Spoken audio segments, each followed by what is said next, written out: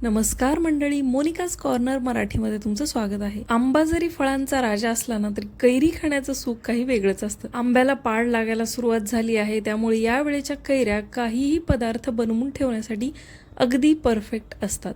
आतापासून आपण लोणचे सुद्धा घालू शकतो, पण आमच्याकडे म्हटलं जातं की पाऊस पडल्याशिवाय लोणचं करू नये. त्यामुळे मस्त मला तोतापुरी कैऱ्या बाजारात मिळाल्या होत्या. अशा मी 1 किलो कैऱ्या आणलेल्या आहेत आणि या कैऱ्या मला माझ्या आवडीच्या स्वरूपात वर्षभर साठवून ठेवायच्या आहेत. आजच्या पदार्थात आपण कुठेही साखर वापरणार नाहीत. अगदी 3 ते 4 साहित्यात बनवून हा पदार्थ तयार होतो. पोळी, पराठा किंवा जेवणासोबत तोंडी लावण्यासाठी आपल्याला अगदी परफेक्ट पदार्थ हवा असेल ना, लहानांपासून मोठ्यांपर्यंत हा सगळ्यांना आवडेल असा कच्च्या कैरीपासून बनणारा गुळांबा आपण आज बनवणार आहोत. वर्षभर कसा टिकेल यासाठी मी टिप्स आणि ट्रिक्स सांगणार आहे, त्यामुळे व्हिडिओ शेवटपर्यंत नक्की पहा. 1 किलो ताज्या कैऱ्या घेतलेल्या आहेत. मी थोड्याशा कमी आंबट कैऱ्या वापरते, यामुळे आपल्याला साखर किंवा गूळ कमी वापरावा लागतो आणि चवही छान लागते. अगदी ताज्या कैऱ्या वापरायच्या आहेत. कैऱ्या आधी 1 तास पाण्यात भिजत ठेवायच्या. स्वच्छ धुवून कोरड्या करून घ्यायच्या आहेत. कैरीच्या सालीवरचा पूर्ण चीक निघला पाहिजे आणि कैरीच्या आपल्याला या प्रकारे साली काढून घ्यायच्या आहेत. साली काढल्यानंतर कैऱ्या किसून घ्यायच्या आहेत. मी इथं 1 किलो तोतापुरी कैरी वापरलेली आहे, जी कमी आंबट असते. तुम्ही तुमच्या चवीनुसार, आवडीनुसार कैरी वापरू शकता. सगळ्या कैऱ्यांचा किस करून इथं तयार आहे. हा पदार्थ बनवण्यासाठी, गुळांबा बनवण्यासाठी शक्यतो स्टीलचं भांडं वापरण्याचा प्रयत्न करा.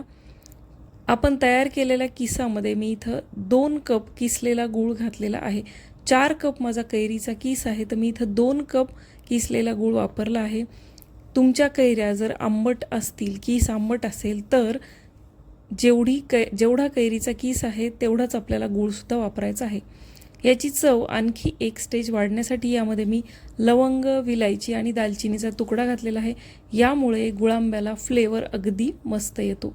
व्यवस्थित आपण घातलेले पदार्थ यामध्ये मिक्स करून घ्यायचे आणि गॅस सुरू करायचा आहे. गॅस सुरू केल्यानंतर गूळ विरघळायला सुरुवात होते. त्या स्टेजला यामध्ये मी घातलेलं आहे अगदी पाव चमचा काळं मीठ. काळं मीठसुद्धा तुम्ही नक्की घाला, यामुळे गुळांब्याला चव अगदी छान लागते.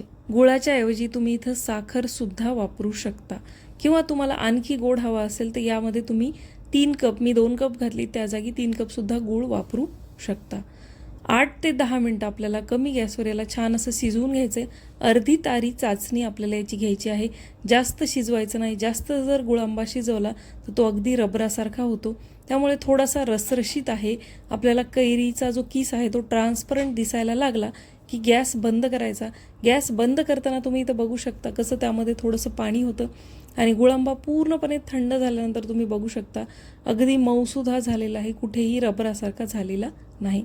पूर्णपणे गुळांबा थंड झाल्यानंतर स्वच्छ धुतलेल्या, वास न येणाऱ्या कोरड्या काचेच्या बरणीत आपल्याला भरून ठेवायचा आहे आणि रोजच्या वापरासाठी आपल्याला तो बाजूला ठेवायचा आहे. कारण रोज जर या बरणीची उघडझाप झाली तर यामध्ये हवा जाते, मॉइश्चर जातं आणि गुळांबा खराब होतो. शक्यतो मी गुळांबा फ्रीजमध्ये ठेवायचा प्रयत्न करते, पण बाहेर जरी ठेवला तरी 6 महिने याला काहीही होणार नाही. फक्त यासाठी वापरणारी सगळी भांडे, यामध्ये घातला जाणारा चमचा हा पाणी विरहित असला पाहिजे. तुम्ही बघू शकता अगदी मस्त गुळांबा बनवून तयार झालेला आहे. तुम्हीसुद्धा कैरीच्या सीझनमध्ये अशा पद्धतीनं गुळांबा ट्राय करून नक्की बघा. व्हिडिओ आवडला असेल तर लाईक करा, शेअर करा, सबस्क्राईब करा.